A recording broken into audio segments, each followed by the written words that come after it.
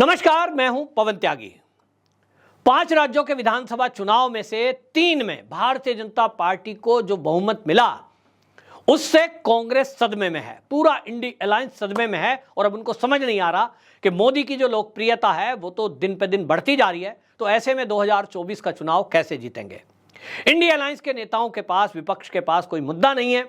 मोदी के खिलाफ बोलने के लिए कोई भ्रष्टाचार वो पकड़ नहीं पाए हैं। अभी तक 10 साल होने को आए मोदी सरकार को, कहीं कोई उंगली रखने के लिए इनको जगह नहीं मिली है। तो शायद इन्होंने ये तय किया है कि ये लोगों को भड़काकर, देश के लोगों को भड़काकर दंगा फसाद कराएंगे और फिर कहेंगे देखो मोदी सरकार में ये दंगे फसाद हो रहे हैं। मोदी सरकार के चलते ये देखिए, ये बीजेपी वाले, ये हिंदू, ये सनातनी, देखिए ये हमला कर रहे हैं। मैं ये इसलिए कह रहा हूं क्योंकि डीएमके के सांसद हैं और वो सांसद हैं सेंथिल कुमार।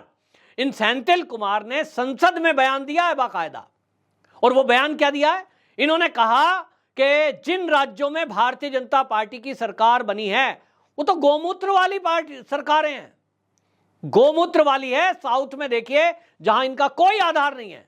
मतलब वो उन राज्यों के लोगों का ये अपमान करना चाहते हैं, ऐसा कहकर जिन राज्यों में भारतीय जनता पार्टी की सरकार है। तब इसका मतलब यह हुआ कि उत्तर प्रदेश में गोमूत्र वाली सरकार बता रहे हैं। इसी तरह मध्य प्रदेश, राजस्थान, छत्तीसगढ़ में जो सरकार बनी है उसको वो गोमूत्र वाली सरकार कह रहे हैं। गुजरात में बीजेपी की सरकार है तो उसको गोमूत्र वाली सरकार कह रहे हैं। तो सवाल यह भी है कि इनको गोमूत्र से इतनी प्रॉब्लम क्यों है?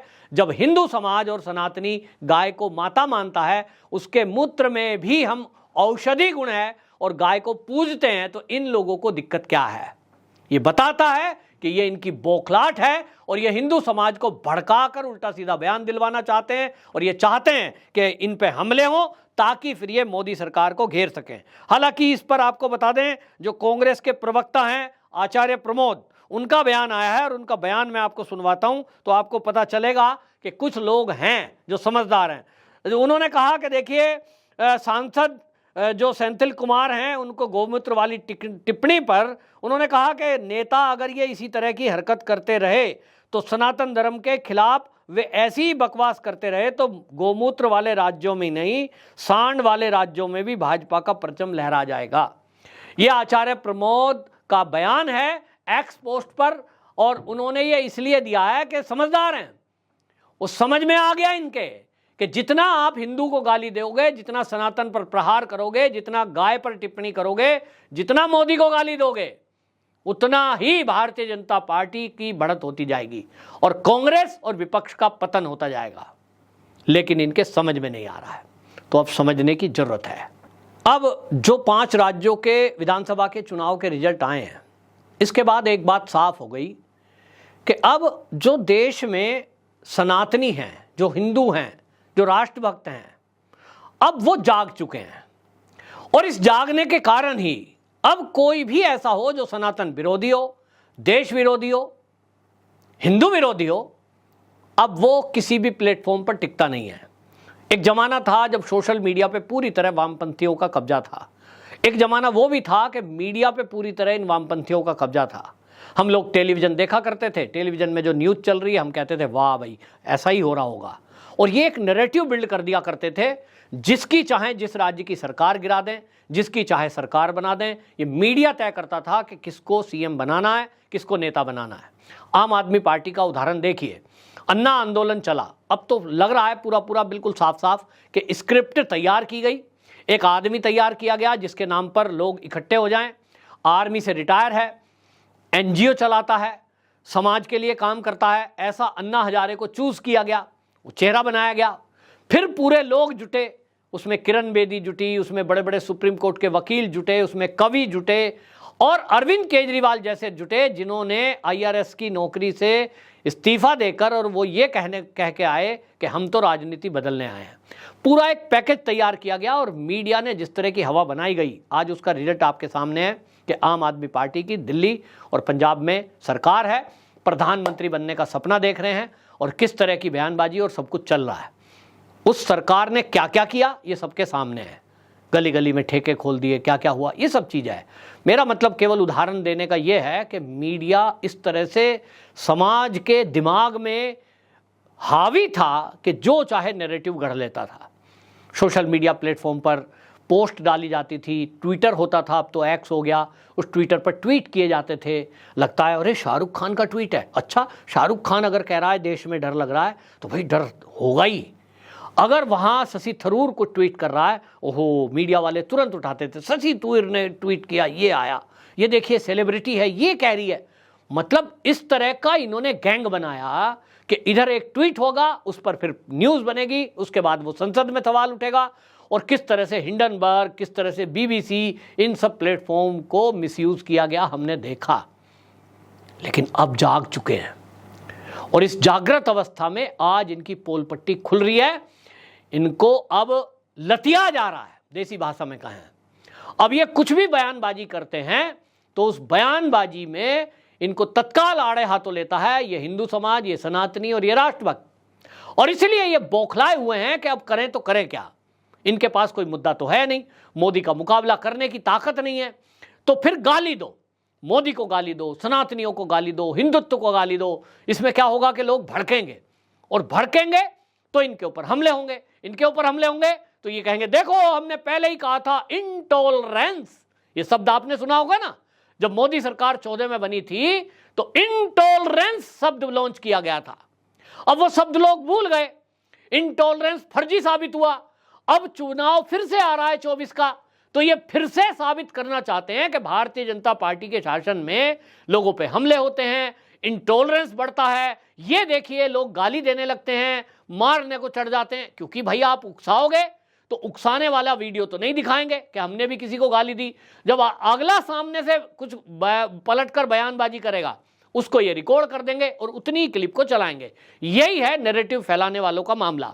तो इस तरह से ये बयानबाजी करते हैं, हिंदू विरोधी, सनातन विरोधी। कोई कहेगा सनातन तो डेंगू मलेरिया है, कोई कहेगा हिंदुत्व को बीमारी है, ये एड्स की तरह है, और हम चुप बैठ जाएंगे। अब नहीं चुप बैठेंगे। अब इनको जब बटन दबाने व्यक्ति जाता है तो वहां बदला देता है कि बेटा तुमने हमारा अपमान किया था, अब हमारा समय आया है। और इसलिए 2024 में ये सब याद रखा जाएगा। वामपंथियों ने एक डफली बजाते थे जेएनयू में, और मैं गया तो मुझे गाना बड़ा सुनने में अच्छा लगता था। वो कविता सुनाते थे पाकिस्तान के एक शायर की, और उसमें एक लाइन आती थी, बस वो मुझे याद है, सब याद रखा जाएगा, सब याद रखा जाएगा। और अहले वतन की फलाना ढिमका, वो पता नहीं बड़े सुर में ये इकट्ठे होकर गाते थे, सुनने में बड़ा अच्छा लगता है। तो उसमें एक लाइन थी, सब याद रखा जाएगा। मैं उसी लाइन को कहता हूँ कि भाई अब हिंदुओं को और सनातनियों को भी ये ध्यान रखना पड़ेगा कि जो जो कांग्रेस ने किया है पिछले 75 साल देश की आज़ादी को हो गया, तब से लेके अभी तक आप देखें, देश का बंटवारे करने वाला कौन? कांग्रेस। बांग्लादेश बनाया किसने? कांग्रेस ने। वक्फ बोर्ड बनाकर देश की भूमि किसने दे दी मुसलमानों को? कांग्रेस ने। ये तुष्टीकरण के कारण मंदिर नहीं बनने दिया, ये कौन था?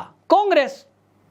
हमारी शिक्षा नीति बदल दी, उस शिक्षा नीति में अकबर महान है ये पढ़ाया गया, राणा प्रताप जी महान है, छत्रपति शिवाजी जी महान है, ये कभी नहीं पढ़ाया गया। हमारे देश का गौरवशाली इतिहास कभी नहीं पढ़ाया गया। हमें यह बताया गया कि हम तो गुलाम थे, देश के अंदर विकास तो अंग्रेजों ने किया, शून्य का आविष्कार ये किसने किया ये कभी नहीं बताया गया। लेकिन हमको बताया गया कि साहब यहाँ देश के अंदर जो रेल की पटरी बची, ये जो सड़क बिछाई, ये जो आप देख रहे हैं कंप्यूटर लाए, ये तो विदेशी लाए। मतलब हमारे शास्त्रों को कभी नहीं पढ़ाया गया, और हमें हमेशा ये बताया गया कि जो आक्रमणकारी थे वो कितने दयालु थे, देखो उन्होंने ये बनाया, वो बनाया, ताजमहल बनाया। अरे भाई हमको सब भ्रमित कर दिया गया। आज लोग जागृत हो रहे हैं, और यही विपक्षी पार्टियों का सिर का दर्द बन गया कि अब करें तो करें क्या। तो झूठ बोलेंगे, उकसाएंगे, दंगे कराएंगे, फसाद कराएंगे, और दंगा फसाद कराकर मोदी को बदनाम करेंगे। एक सूत्री कार्यक्रम है, मैंने इसको एक्सपोस्ट पर भी लिखा है कि 24 का चुनाव जीतने के लिए विपक्षी पार्टियों के पास मोदी के विरुद्ध बोलने के लिए कुछ भी नहीं है। मोदी का एक भी घोटाला घपला नहीं बता सकते। इस देश के अंदर हजारों किलोमीटर रेलवे की लाइन बिछ गई, कहीं दोहरीकरण हो गया, कहीं इलेक्ट्रिफिकेशन हो गया, और हजारों किलोमीटर हाईवे बन गए। ये नहीं कह सकते कि नितिन गडकरी मंत्री थे, उनके मंत्रालय में घोटाला हुआ, ये देखो सड़क बनाने में घपला कर दिया। कोशिश की कुछ फर्जीवाड़ा करने की, चला नहीं। एक आपने देखा होगा ना, दिल्ली में द्वारका एक्सप्रेस वे पे लाए थे निकाल के कुछ आप ही है कि ये देखिए हमने निकाला है, कैग की रिपोर्ट में आया इतने करोड़ की सड़क बननी थी, उतने की बनाई, वो चला नहीं, क्योंकि पता लगा कि भैया उसमें जो आप दिखा रहे हो उसमें तो वो सड़क की रेट लिखी है, उसमें जो बाकी की सपोर्टिव सड़कें हैं, जो अंडरपास है, बाकी का तो रेट लिखा ही नहीं है। तो वो फुस हो गया। तो फर्जी कुछ ये लाएंगे, और फर्जी लाने में राहुल गांधी तो विदेश यात्रा पे अब निकलने वाले हैं। तो आपको पता ही है, जब राहुल गांधी जब विदेश यात्रा पे जाते हैं उसके बाद कुछ ना कुछ बवाल होता है। क्योंकि मुझे नहीं पता, लेकिन लोग कहते हैं, सोशल मीडिया पे चर्चा चलती है कि राहुल गांधी जब विदेशों में जाते हैं तो कुछ तो वीडियो हमने भी देखी है, फोटो देखी है कि ये जोर सोरस से मिलते हैं, ये वामपंथियों से मिलते हैं, ये देश विरोधी ताकतों से मिलते हैं, ये ऐसे लोगों से मिलकर आते हैं। तो बात क्या कर रहे हैं ये तो पता लगेगा नहीं कि भैया वो मॉरिशस गए तो वहां बैठकर क्या बात कर रहे हैं होटल में हैं। लेकिन ये देश हित की बात करते होंगे कि भैया हमारे भारत में इन्वेस्ट करो, कंपनियां लगाओ, हमारा भारत आत्मनिर्भर बने, इसके लिए आप भारत में घूमने आओ, विदेशी ऐसी बात करते होंगे राहुल गांधी? निश्चित रूप से नहीं। तो जब राहुल गांधी विदेश जाते हैं वो क्या बात करते हैं? भारत के अंदर लोकतंत्र नहीं है, जुडिशरी को कुचल दिया गया है, वहां है ही नहीं, डिक्टेटर है, वहां हमारे देश का प्रधानमंत्री है, तो वो तो साहब तानाशाह है। इस तरह की बातें करते हैं, अपने ही देश को विदेश में जाकर बदनाम करना, यह है राहुल गांधी की यात्रा। तो फिर इस सब को देखते हुए सब ये समझ रहे हैं कि ये जब विदेशों में जाते हैं तो इस तरह की बातें करने जाते हैं, कुछ ना कुछ बवाल होगा, इसके लिए आप तैयार रहिए कि दिसंबर में ये यात्रा है। ये जो राम जन्मभूमि में मंदिर का शिलान्यास होने के बाद अब रामलला की स्थापना होनी है, इसको लेकर पहले ही ये चाहे संजय सिंह का बयान हो, चाहे उसमें आपने देखा उद्धव का बयान आया, फिर सत्यपाल मलिक आजकल इन्हीं का बगैर पार्टी के इन्हीं की विचारधारा का ये सब धमकी दे रहे हैं कि उस दिन बम ब्लास्ट होंगे, उस दिन बवाल हो जाएगा, ये बीजेपी वाले ही कराएंगे। ये सब क्यों बोल रहे हैं?